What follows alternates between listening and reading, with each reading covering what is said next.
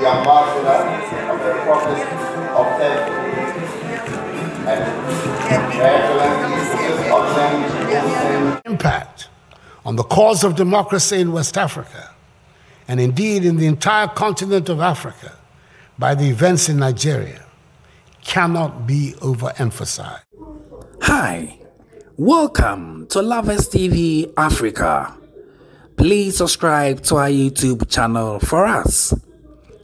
Ghana's president, Nana Addo Akufo-Addo, has appealed to all political actors in Nigeria to, as a matter of importance, seek consensus to address the challenges they are encountering following their national elections held on Saturday, 25 February 2023. According to President Akufo-Addo, happenings in Nigeria have direct implications in West Africa and the entire African continent. And to that end, political stakeholders in Nigeria needed to find an amicable solution to whatever grievances they may have about the 2023 presidential elections.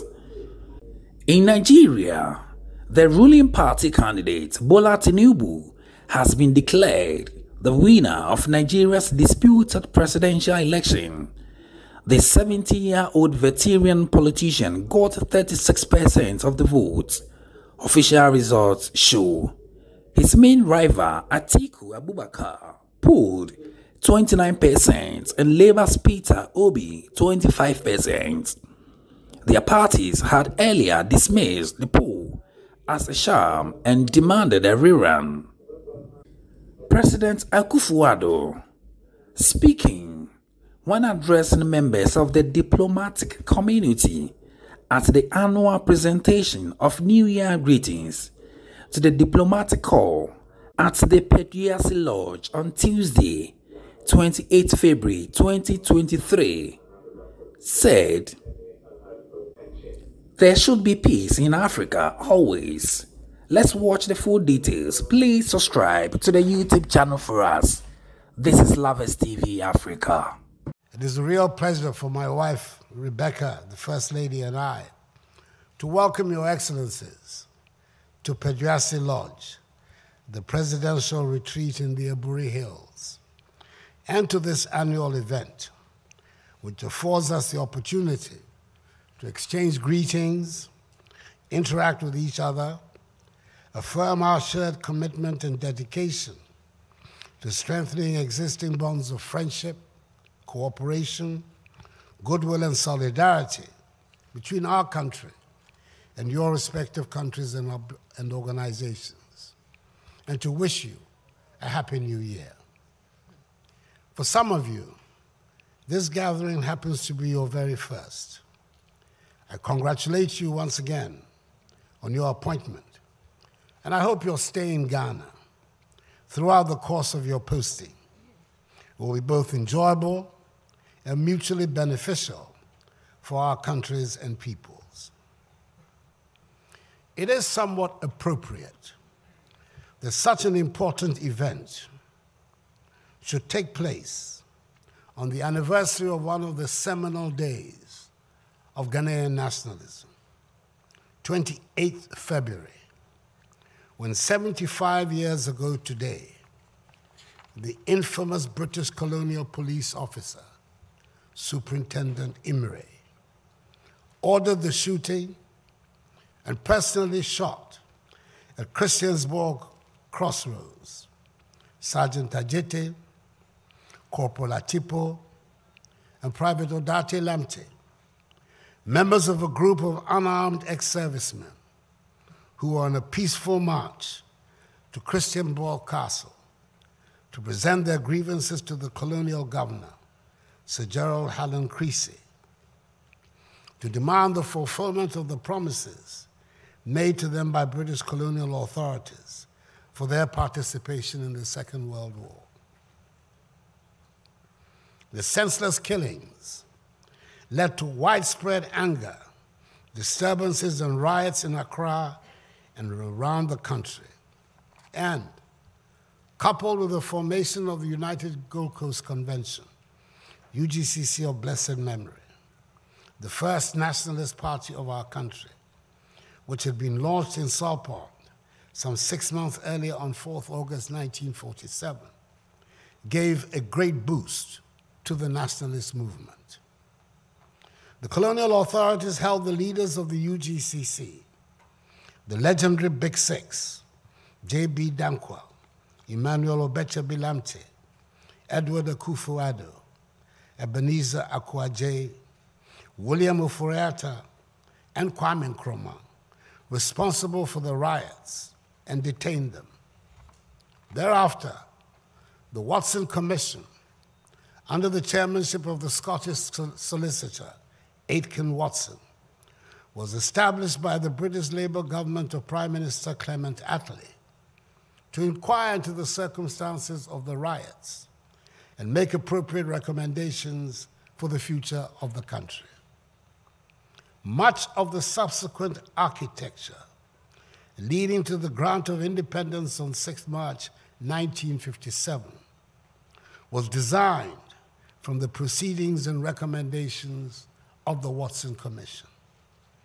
So, we in contemporary Ghana, who are their beneficiaries, can never forget the ultimate sacrifices of these three great patriots and ex-servicemen. I must at the outset express my appreciation to the Dean of the Diplomatic Corps, the Ambassador of the Republic of Burkina Faso, His Excellency Pingara Norma Zachary, for the message he expressed on behalf of the Corps. I also look forward to continued cordial and fruitful relations with you this year, in many more years in the years ahead of us, which I'm certain will help create and spread prosperity and opportunities for all. Excellencies, the events of last year have presented us with unique opportunities and challenges. Just when the countries of the world were dealing with and gradually recovering from the devastating effects of the COVID-19 pandemic, then came the Russia-Ukraine war with its attendant economic, financial, and humanitarian implications. The consequences are turning out to be far-reaching and possibly longer-lasting, especially for countries in Africa, as citizens globally are experiencing rising food and fuel prices, disruption in trade of goods and services, tightening fiscal policies, constraining green transitions, and reduction in the flow of development finance to the African continent. Food grain prices continue to rise even higher as supply disruptions from Russia and Ukraine, actual and anticipated, continue to rock global markets. For instance, the most visible impact of the war on citizens who are on the African continent is the rising fuel and food prices, inflation, and financial instability, given that food and fuel account for over 1/3 of the consumer price index in most African countries. Undeniably, the war has put countries, communities, and households across Africa in very precarious situations and is threatening to derail the development progress in African countries, pushing the 2030 Sustainable Development Goals and the aspirations of the African Union's Agenda 2063 further out of reach. Ghana, for her part, has also not been spared the effects of the Russia-Ukraine war. Let me state once again for the record, that Ghana's history has been against great power domination of the affairs of the world. And that is the reason why Ghana led the fight for the liberation of the African continent from colonialism, imperialism, and the racist ideology of apartheid, and became one of the 5 initiators of the historic non-aligned movement. It is this same principle that led us to vote in the United Nations General Assembly in favor of the motion condemning the Russian invasion of Ukraine, and it is a position we will continue to hold. Great powers trampling on small nations is not something we welcome, and within our modest means, we will register our disapproval of that.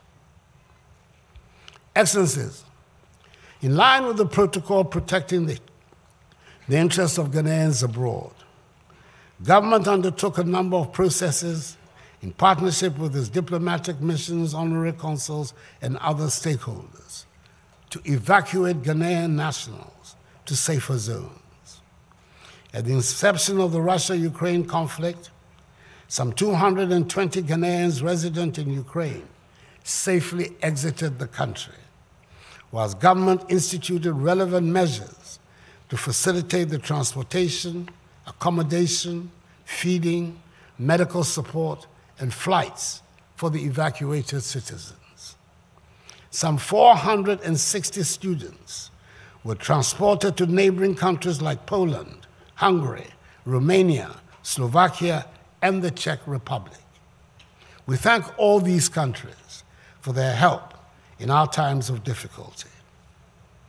Through collaboration with the International Organization for Migration, IOM, 253 of our compatriots were successfully evacuated from Ukraine for repatriation. The government also helped with the integration and placement of 100 students from the Eastern European country into Ghanaian public universities.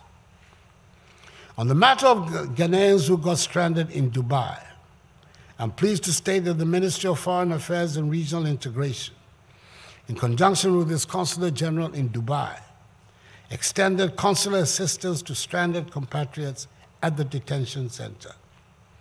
They also helped to evacuate some 431 Ghanaian nationals, composed of 341 males, 88 females, and 2 children below the age of 3 from the medical center, as well as a good number of African migrants.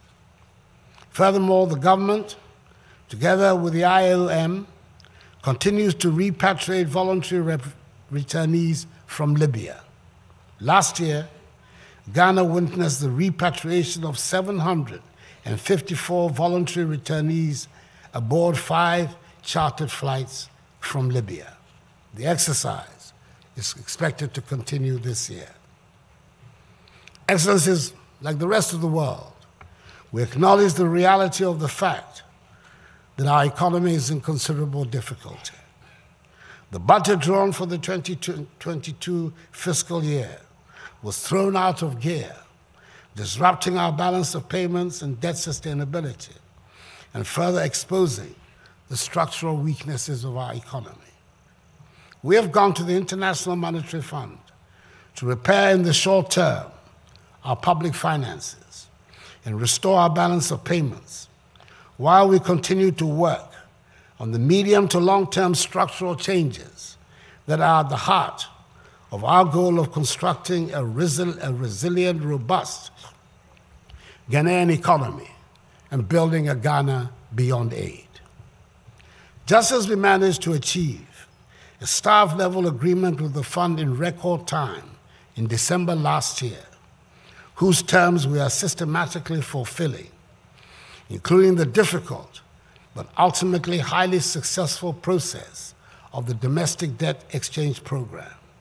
I'm confident that with the cooperation we are receiving from members of the Paris Club and the People's Republic of China, which has sent a delegation from China's Exim Bank to Accra over the weekend to meet with officials of the Ministry of Finance, we shall be able to go to the board of the fund to conclude finally the agreement by the end of March. This will set the stage for the strong recovery of Ghana's economy. Needless to say, we would hope that all Ghana's friends would weigh in with words of support at the fund. As part of efforts to reset the economy and restore stability, government has also come up with a 7-point agenda aimed at restoring macroeconomic stability and accelerating economic transformation is articulated in the post-COVID-19 program for economic growth. The program contains a set of goals which seek to achieve the following. 1, aggressively mobilize domestic revenue. 2, streamline and rationalize expenditures. 3, boost local productive capacity. 4, promote and diversify exports. 5, protect the poor and vulnerable. 6, expand digital and climate responsive physical infrastructure. And 7, implement structural and public sector reforms. We know there will be palpable reactions to the fiscal adjustments we intend to make in the coming years to sustain our stability, recovery, and eventual transformation. But as we have shown in other circumstances, we shall turn this crisis into an opportunity to resolve not just the short-term urgent problems, but the long-term structural problems that hamper the development of our economy. Excellencies, the debilitating effects of COVID-19 have more than ever heightened the high interconnectedness of our world. In this light, I want to use this occasion to reiterate Ghana's appreciation for the solidarity shown to our nation by your respective governments, and to express our gratitude for the support of countries such as Denmark, Egypt, France, Germany, Italy, India, Japan, Malaysia, Morocco, the Netherlands, Norway, the People's Republic of China, the Russian Federation, Serbia, Singapore, South Korea, Spain, Turkey, the United Kingdom, the United States of America, and others, through scholarship and training programs in the fields of governance, arts and culture, medicine, security, agriculture, technology, health, trade, water management, urban planning, leadership skills, food security, film, renewable energy, artificial intelligence, forensic science, financial management, cybersecurity, climate change, education, security, and law enforcement. The support through vaccines, PPEs, and various forms of collaboration during the pandemic was and continues to be highly appreciated. Excellencies, we remain mindful of our responsibility to contribute to the economic and political integration of our region and continent as a whole. Evidently, the potential for African countries to succeed together lies largely in inter-African trade. In the light of this is the successful operationalization of the Secretariat of the African Continental Free Trade Area, which is located in Ghana. Following the coming into force of the AFCFTA on 1st January 2021, African countries have been racing in various directions to make the agreement a reality. It is worth noting that on Monday, 29th August 2022, government launched the AFCFTA Hub, a digital platform to facilitate trade on the continent. We want to consolidate the successes so far, and with a sense of urgency, develop the signature solutions needed to deepen intra-African trade and spur impact investments needed to bring prosperity to the continent and its peoples. Excellencies, it is sad to note that insecurity on the continent, especially in West Africa, rising insurgency, terrorism, and violent extremism remains an issue of great concern. As part of efforts to enhance human security, whilst promoting democracy and good governance for sustainable development on the continent, Ghana hosted the African Union Reflection Forum on unconstitutional changes of government in Africa from 14th to 18th March 2022. This initiative contributed a lot to the success of the extraordinary summit of the AU held on 28 May 2022 in Malabo, Equatorial Guinea, to consider possible measures to address the resurgence of military and unconstitutional changes of government on the continent. Ghana is committed to the collective continental effort to ensure peace and stability on the continent. As far as the interests of Africa are concerned, we seek collectively a peaceful and secure Africa based on the progressive ideals of fostering democracy, good governance, respect for human rights, social justice, and the rule of law. And it is for that we remain firm in our support of the sanctions regime imposed by our regional body, ECOWAS, with the backing of the AU, against the military governments that have issued out of the unconstitutional changes of government in Mali, Guinea, and Burkina Faso. We equally aspire for an Africa with a strong cultural identity, common heritage, shared values and ethics, whose development is people-driven, relying on the potential of African peoples, especially its women and youth, and caring for its children. As we work together to deepen multilateralism around the globe, it is my hope that we would also build the right bridges and forge enduring partnerships with the rest of the world.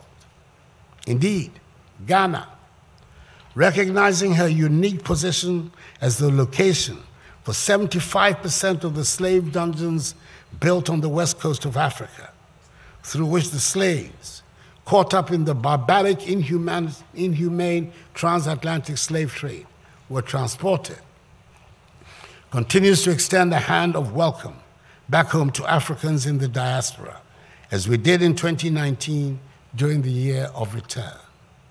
That is the rationale of Ghana's initiative of Beyond the Return, which is building on the considerable success of the year of return and the renewed enthusiasm around Africans building Africa together. We want to help make Africa the place for investment, progress, and prosperity, and not from where our youth flee in the hope of accessing the mirage of a better life in Europe, Asia, or the Americas. Strengthening the pillars of multilateralism requires in our time above all the reforms of the institutions of global governance, both financial and political. These institutions, established in the post-Second World War period, were designed to manage essentially the problems of post-war reconstruction of Europe. Clearly, the world has moved on significantly from that position and deserves reformed institutions that will better serve the interests of mankind today. An obvious case in point is the reform of the United Nations Security Council, which the nations of Africa have been calling for ever since the formulation in March 2005 of the Eswatini Consensus, which sets out the common African position on UN reform and envisages the greater participation of the African peoples in the decision-making process of the principal organ for the maintenance of international peace and security, the UN Security Council, whose composition was decided in 1945 in San Francisco, at a time when the overwhelming majority of the African peoples were still under the colonial yoke and not represented there. It is encouraging, though, that important world leaders like President Joe Biden of the United States of America and President Emmanuel Macron of the French Republic have now boldly joined this bandwagon of reform. And hopefully, that bandwagon will also be embraced by the other leaders of the P5 in the Security Council. The time has come for movement on this critical issue. I cannot end today without expressing the solidarity of the Ghanaian people with the brotherly people of our great neighbor, the Federal Republic of Nigeria, as they encounter significant challenges in the ongoing national elections for new national leadership, and hope that these challenges will be resolved peacefully in accordance with due process, and that the will of the Nigerian people will be duly manifested. The impact on the cause of democracy in West Africa, and indeed in the entire continent of Africa, by the events in Nigeria, cannot be overemphasized. We wish them the best of luck and God's blessings. The First Lady and my family join me in wishing you and your families well, and above all, success in your duties as accredited representative of your country and international organizations to the Republic of Ghana. May I then, respectfully, ask you to join me in standing up, in raising your glasses. You don't have any glasses? Then I'll do it for you. To toast the prosperity and good health of your leaders, your countries, your families, and our continued cooperation and friendship this year. Happy New Year. Efishiapa, Afi, and may God bless us all. I thank you for your attention.